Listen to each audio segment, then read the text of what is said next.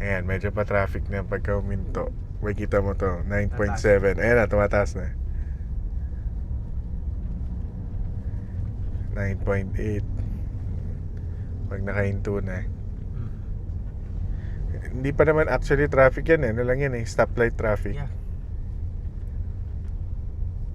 Itong Ortigas extension, unpredictable din eh. Oh, mas malupit sa EDSA to eh. Ayan, direct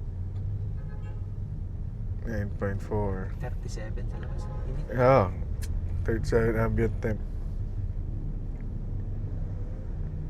Ayan na, eto na yun. Nakahinto na tayo.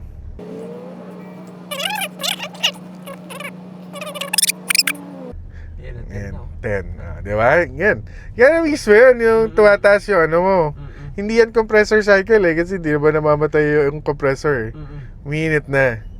Ayan, 10.6. Sa pan pa rin, no? Oo. Pag ito yun, yung sa traffic. Yan. Since umanda na tayo, bababa na. Ayan, nag-11. 11.1.